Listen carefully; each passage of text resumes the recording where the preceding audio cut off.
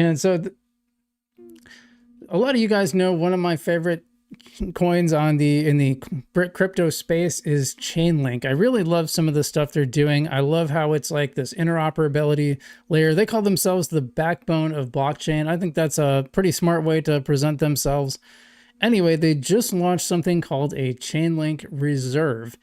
So it's a strategic link token reserve. You might be wondering, well, what on earth is that? Well, we're going to dive into that today and look at what the Chainlink Reserve is. And this is directly from Chainlink. They're explaining it. Everything you need to know about the Chainlink Reserve. They have this nice infographic. We're going to read the tweet thread. And that says, we're excited to announce the launch of Chainlink Reserve, a new upgrade centered on the creation of strategic on-chain reserve of link tokens. By the way, internet seemed to be liking this, as markets seem to be liking this, as Link is now up to almost $20. It's raised quite a bit. One of the better gainers so far this week.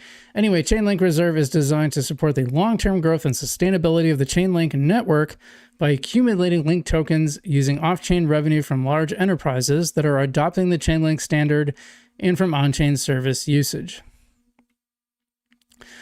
So I'm really curious what they're going to do with this. I'm sure they're going to tell us. Chainlink Reserve is being built by using payment abstraction to convert off-chain and on-chain revenue into Link, using a combination of Chainlink services and decentralized exchange infrastructure. You know, this is one of the things I think is missing on some chains like Algorand, is like this revenue source that they can come in, first off, to support, you know, the chain's development, but then also to create a reserve. I think that's a really great idea. Demand for Chainlink has already created hundreds of millions of dollars in revenue, substantially from large enterprises that have paid off-chain for access to the Chainlink platform. The increasing demand from a number of the world's largest banking and capital market institutions, this form of paying for Chainlink standard is expected to grow into the future as the industry grows. The reserve has already accumulated over $1 million worth of Link from this early stage launch phase, which is expected to gradually grow in the coming months as more revenue is converted to Link and placed into the reserve. I still don't know what they're doing with it. We do not expect any withdrawals from the reserve for multiple years, and thus is expected to grow. We believe that the industry demand for Chainlink's unique capabilities increases, and the adoption of Chainlink services will enable the reserve to grow further. But what are you doing with it?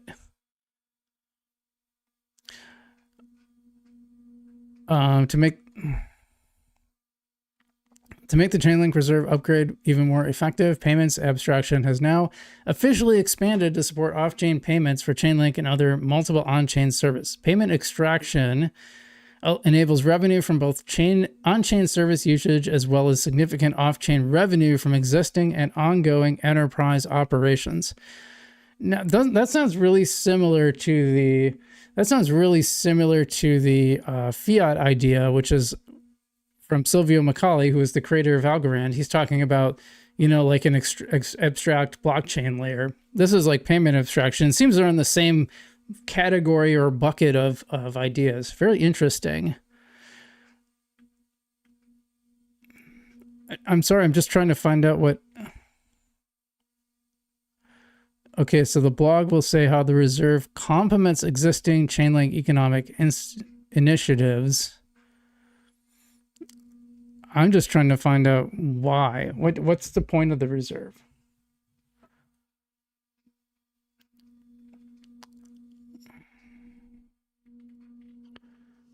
And for Chainlink, yeah, we talked about that. Platform, payment abstraction.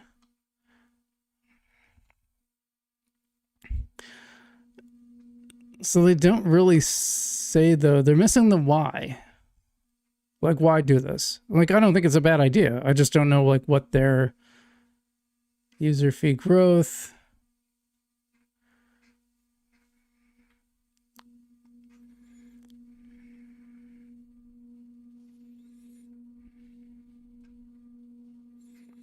And they're talking a lot about the benefits of Chainlink, which is great. Okay, the launch of the Chainlink Reserve marks a pivotal evolution in Chainlink's economic understanding, by expanding the payment abstraction to cover more categories of revenue. Link funded by off-chain. Yeah, we read that already. Reserve is intended to support the growth of Chainlink network in future years in line with some of the key goals. Okay, so that kind of makes sense. Also, we do have, yeah, it definitely brings some stability. It definitely makes sure they have funding for the future, which I think is really smart. By the way, I do have something. Oops, we got to go back a little ways. People don't understand is now. And this is the founder of Chainlink. We're going to put our headphones on, talking about the strategic reserve with Altcoin Daily. Let's take a listen. I think what people don't understand is now that the system that Chainlink has become is actually a system that is going to set the standard for how society and how financial markets do transactions. Today I sit down with crypto veteran and Chainlink co-founder Sergey Nazarov. In this car analogy, I think we're going from like the horse and buggy to the car. As he shares his outlook for cryptocurrency into 2026. If the real world asset space in general is at like the 300-400 billion mark, I think it can easily go to 3, 4, 5 trillion. We talk how high the Bitcoin price could grow. I mean, at that point, you're way past $1 million per Bitcoin. You're way past that. You're probably at like what's next for Chainlink. It's on track for this year in very positive ways. And with this breaking news, the introduction of a Chainlink strategic reserve, Sergey, I have to ask, what is the Chainlink strategic? I think what people don't understand is now that the system that let's I think he tends to chapter his videos, so let's see if we can find just the, because I don't want to watch the whole thing on stream, but if we can find that part, let's find that part. Yeah, because this is like a 40-minute video. Oh no, it's not segmented, is it?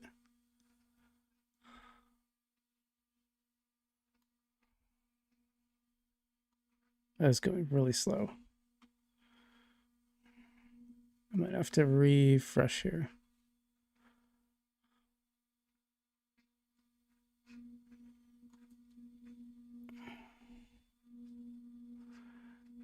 All right, let's watch this part because he talks about the reserve. How off-chain revenue relates to the Chainlink system. So there have been questions in the past about, hey, there's all this adoption of Chainlink in the on-chain world by DeFi and on various blockchains, but there's also all this adoption that you see in the capital markets by various chains, by various enterprises in various parts of the global financial system in different stages of adoption, from POC to pilot to some folks already being in production. And there's been a question of, okay, well, how does all of that enterprise activity of different types and different stages then relate back to the system? And this is, a question that many different protocols and systems have that have a lot of off-chain adoption, or a lot of adoption in places outside of the on-chain transactions. And so what the Chainlink Strategic Reserve does is it uses the payment abstraction layer, so the Chainlink system that converts revenue into Link. And now with this new launch, we're basically showing that you're able to convert on-chain revenue as well as off-chain revenue. So the on-chain revenue that's being paid into various Chainlink services was already in some cases getting converted and getting put through the payment abstraction layer in small amounts as it was getting tested. But now we're going to kind of at the next stage where you have the off-chain revenue, which is the enterprise implementation, maintenance, support, and adoption revenue, also in the process of now gradually and partially getting converted into Link through the payment abstraction layer. And what the Chainlink Strategic Reserve is where a significant portion of that Link that is converted will then sit. So it'll sit in the strategic reserve. We don't expect it to be used or moved or needed for a number of years. We do expect it at some point to be used for the growth and the success of the Chainlink network. But really, it's a reserve that we expect to grow in the coming months. And we see a lot of adoption of Chainlink now in both the on-chain revenue side of the equation, but increasingly and even more in this off-chain revenue world, where you have various enterprises needing implementation of Chainlink, needing maintenance, needing support, needing additional Chainlink implementation and the ability to use Chainlink in their systems. because Chainlink just does so many things now. It does compliance, it does data, it does cross-chain, it does identity, it does all these things. And a lot of that basically gets adopted via these off-chain implementations, right? So they're not necessarily paid for on-chain. And this has been a question. And so now we're resolving that question, which we think is a good thing because it provides clarity to people about how the Chainlink system works in both an on-chain revenue and an on-chain transaction and usage sense, as well as an off-chain revenue and off-chain transaction usage sense.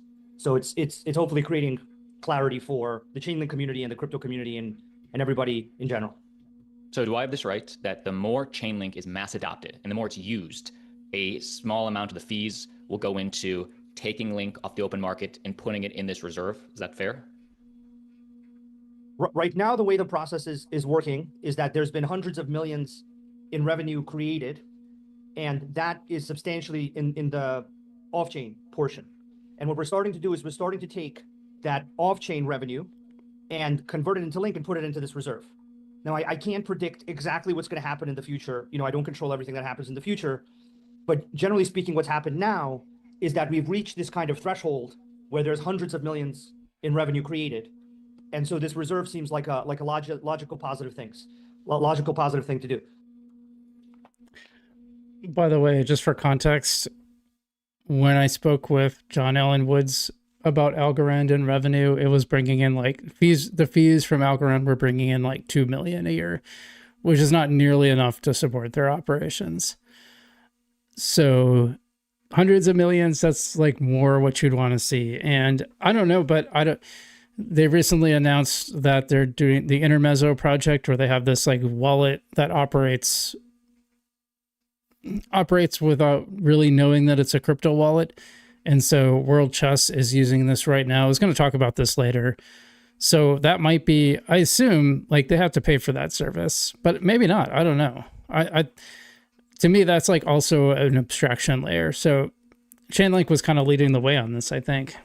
And we're just going to listen to a little bit more. I don't want to play the whole video. You can definitely watch the whole video. I'll link it in the chat. So the thing that I do expect to happen is that the enterprise adoption of Chainlink, in my personal opinion, should continue. I'm seeing a lot of adoption by large enterprises of all kinds in all different stages of Chainlink adoption. And now after many years of seeing them in all these different stages, we're seeing a lot of them start to shift more and more towards the, hey, let's go to production. Let's actually, you know, do something real. A lot of the global financial system, a lot of the blockchain community, a lot of the different enterprises that we work with are now seeking to go live into production. And my experience is that when people go live into production, that's when they need to start, you know, paying for implementation, support, maintenance, all of these key things. And so instead of just remaining in a very opaque state where it wasn't clear to people, you know, what that was, we're kind of starting to create, you know, the early stages of this clarity. And we're making it very clear that the reserve is built up through both on-chain revenue as well as the off-chain revenue from this integration, implementation, maintenance, and support stream of revenue. yeah, so I think that's going to be really big for Link holders because you're kind of taking Link off the table without really burning it, but also building up a reserve for future sustainability. I think that's a great idea for them and probably for other chains as well.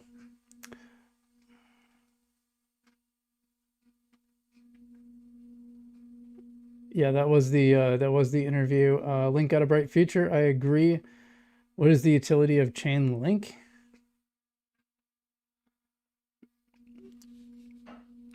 Let's ask Google.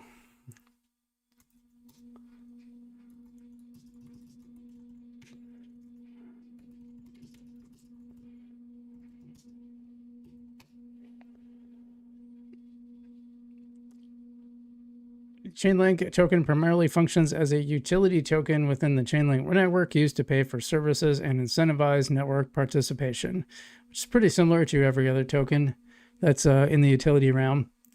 It acts as the currency for accessing data feeds and for other services provided by Chainlink's decentralized Oracle network. There we go. Anyway, I think you guys should definitely watch this video here. I'm going to link it. I'll probably watch it later too, the whole thing. Like I said, I don't want to like watch the whole thing on stream. It's really long. I'm just putting it from the generic account so it goes to Kick and YouTube. Link connects all the blockchains, so they collect data. They do a lot in the background.